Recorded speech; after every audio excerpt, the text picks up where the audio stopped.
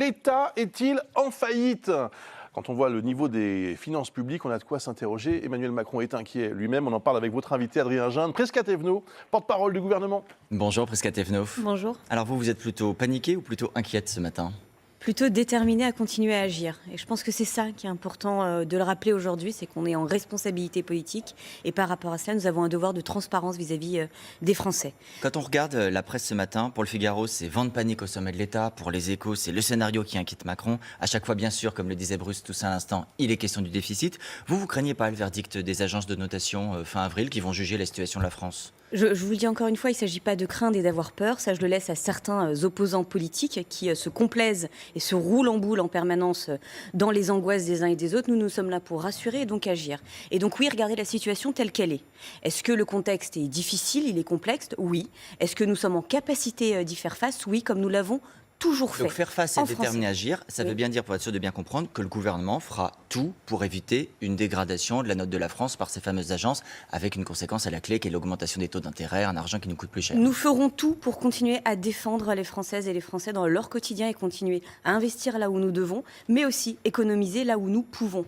Et ce que je dis n'est pas nouveau, ça a été rappelé dans le discours de politique générale du Premier ministre, Gabriel Attal, il y a quelques mois. Ça a été également rappelé lors d'un grand rendez-vous télévisé entre le ministre de l'économie et les Français sur un 20h où il a expliqué la situation telle qu'elle était avec les plans d'action. Exactement, avec les plans d'action en face. Donc nous devons pouvoir continuer à le faire. Mais ce qui est nouveau, Prisca Thévenot, c'est que vous aviez, vous, gouvernement, annoncé pour l'année 2023 un déficit à 4,9%. Les estimations qui circulent et qui seront confirmées mardi prochain par l'INSEE, ce sont des chiffres désormais à 5,5, 5,6, peut-être même 5,8%, beaucoup plus haut que ce qui avait été anticipé. Est-ce que vous nous dites, non, pas du tout, notre objectif de déficit ne bougera pas? Les chiffres vont être confirmés la semaine prochaine et effectivement, nous verrons ce qu'il en est. Nous avons clairement un enjeu d'équilibre budgétaire et c'est ça qui doit intéresser les Français. Mais il y aura bien un déficit plus important qu'attendu. A priori. Mais encore une fois, qu'est-ce qui est important de voir aujourd'hui? Une fois qu'on a dit ça, on fait quoi? Soit on continue à se dire que plus rien ne va aller et qu'on reste sous sa couette, soit on agit et en responsabilité. Et alors vous avez déjà la réponse à on fait quoi? Nous allons continuer à investir massivement pour nos services publics, pour l'école notamment, pour la transition écologique, pour le soutien aux collectivités locales. Et nous allons continuer en parallèle à avoir un choc de simplification. D'ailleurs, je vois que ça a été rappelé par une de vos expertes qui était là tout à l'heure, juste avant moi, en duplex sur le plateau. Et nous allons également continuer à aller récupérer l'argent là où nous devons aller le chercher. Mais alors, notamment sur les enjeux de fraude. C'est massif.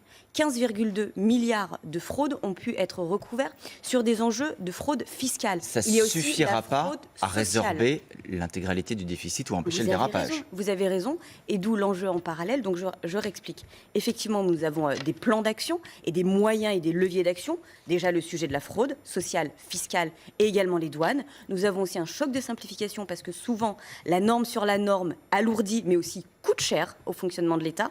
Et puis nous avons aussi des économies que nous devons pouvoir faire sans renier sur nos ambitions. Prisca Thévenot, je ne sais pas si vous avez le temps de lire, mais il se trouve votre collègue de l'économie... Oui, je pense que j'ai un peu le temps de lire. A le temps d'écrire. Vous avez déjà feuilleté La Voix française, le livre de Bruno Le Maire? Je ne l'ai pas encore récupéré. Parce que lui, il a des solutions. Il dit, il faut réduire la voilure sur le modèle social français, il faut passer d'un État providence à un État protecteur. Vous allez réduire la voilure sur le modèle social français, c'est ça la solution? Je viens de vous répondre. Je viens de vous répondre dessus. Nous devons continuer à investir. Alors, nous devons... je serais sûr d'avoir compris, c'est oui ou c'est non? Nous sommes un modèle social solidaire. Et l'année dernière, j'étais alors députée, je peux en témoigner, nous avons œuvré avec des grandes réformes pour pouvoir assurer la pérennité de notre modèle social, notamment avec la réforme des retraites. Il n'est pas question d'y toucher aujourd'hui. Nous sommes dans cette responsabilité où nous devons pouvoir regarder telles que les choses sont. C'est-à-dire que nous continuons à aider les Français face aux coups durs de la vie, la maladie, la perte d'un emploi, des séparations, bref, le quotidien. Mais nous devons le faire en responsabilité sans naïveté. Alors, il y a des endroits, par exemple, où il y a de la fraude.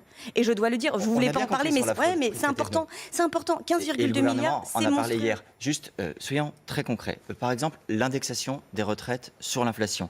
Dans son livre, Bruno Le Maire dit que les mécanismes d'indexation font exploser la dépense publique. Est-ce que le gouvernement pourrait renoncer à l'indexation des retraites sur l'inflation? Il n'y a eu aucune annonce sur le fait de revenir sur nos positions qui ont été rappelées par le président de la République et mises en œuvre par Bruno Le Maire évoque une position personnelle. Par le Premier ministre, il n'y aura pas de désindexation. Il n'y aura pas de désindexation des pensions de retraite? Nous n'allons pas changer la trajectoire annoncée par le Premier ministre et rappelée par le Président de la République. C'est très important ce que vous nous dites ce matin, il n'y aura pas de désindexation des pensions de retraite. Mais il n'y a pas...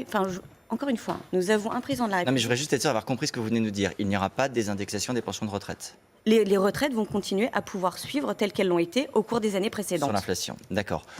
On a compris que sur l'assurance chômage, il y aurait des bougées. On attend les précisions du gouvernement, ça c'est une chose. Sur les collectivités locales, hier à votre place, votre collègue Christophe Béchu disait il n'y a pas de tabou. Il y a aussi un risque, pour le coup, on y revient, de motion de censure des oppositions. Est-ce qu'on peut demander aux collectivités locales de dépenser moins, au risque que ça vous provoque une censure à l'Assemblée ? S'il n'y a pas de tabou, il y a aussi une réalité.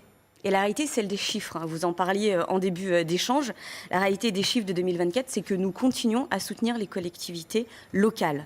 Et force est de constater que c'est aussi bien sur le fonctionnement que l'investissement, mais aussi à travers de fonds spécifiques comme le fonds vert qui est nécessaire aujourd'hui pour accompagner nos collectivités locales dans la transition écologique. Maintenant, il y a une réalité de bon sens, c'est que tous, nous allons devoir faire des efforts. Mais nous allons le faire au regard de nos capacités, sans renier sur nos ambitions qui sont collectives. Il y a une limite qui a été posée pour le moment par l'exécutif, c'est pas d'augmentation d'impôts, pas d'augmentation de taxes. Quelle que soit la proposition qui vous sera faite, en préparant l'interview, j'en ai recensé au moins une demi-douzaine de votre majorité, ce sera non à toutes les propositions d'augmentation et de taxes. Je vais repartir encore des faits. Depuis 2017, nous sommes la majorité, derrière le président de la République, à avoir baissé massivement la pression fiscale sur les Français. 60 milliards d'euros, 30 milliards sur les Français, 30 milliards sur les entreprises. Nous allons continuer à avoir cette position, c'est-à-dire que nous n'allons pas chercher de l'argent dans la poche des Français. Nous avons différents axes d'action sur lesquels nous pouvons agir, simplification, la fraude et également les enjeux de pouvoir économiser là où nous pouvons au sein du fonctionnement de l'État. Dans le contexte, on ne remet pas en cause, par exemple, les primes qui ont été annoncées de 500 à 1500, même 1900 dans certains cas, euros pour les fonctionnaires qui sont mobilisés sur les JO. On pourra faire ces dépenses malgré le contexte économique. Mais attendez, là, de quoi on parle ? Il faut remettre aussi du bon sens dans ce qu'on est en train de se dire. C'est la paix sociale à tout prix. Non, justement, excusez-moi, c'est pas la paix sociale. C'est la reconnaissance du travail et de l'engagement de ces hommes et de ces femmes qui vont permettre de faire que les JO vont bien se passer. Et donc ça, je pense que c'est important de le rappeler, vraiment. Mais avec une dépense conséquente à la clé. C'est pas une dépense, c'est une reconnaissance. C'est factuellement dans la colonne des dépenses du budget de l'État. Merci Prisca Thévenot d'avoir été sur TF1 ce matin. La suite, c'est avec vous, Bruce. Merci beaucoup.